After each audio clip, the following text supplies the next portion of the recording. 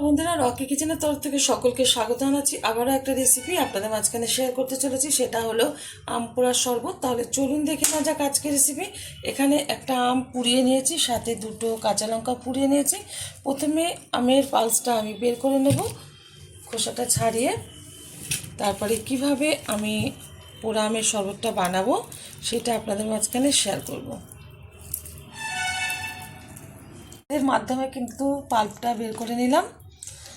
এই যে আপনারা কিন্তু গ্রেটার দিয়েও গ্রেট করে নিতে পারেন। এখন দিয়ে দেবো এর মধ্যে একদম ফ্রিজে বের করা ঠান্ডা জল।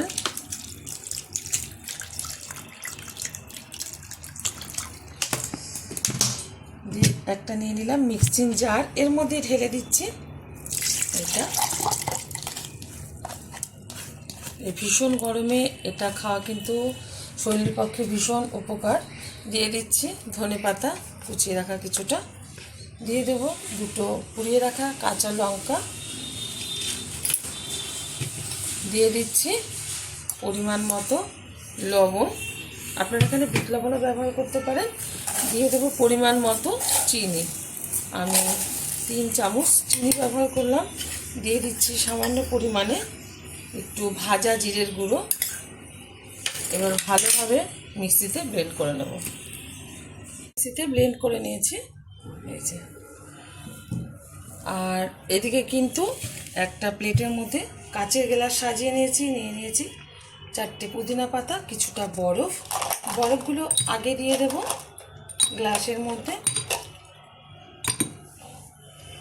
ঢেলে দিচ্ছি গ্লাসের মধ্যে আম পোড়ার শরবতটা।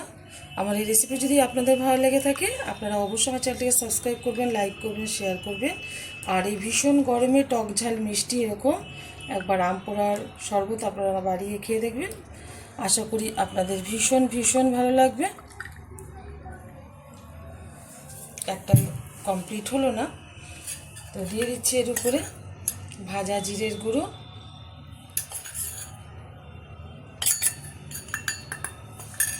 দিয়ে দিচ্ছি দেখার সৌন্দর্যের জন্য একটা করে পুদিনা পাতা। দেখা হবে পরের ভিডিওতে নতুন কোনো রেসিপি নিয়ে। ধন্যবাদ।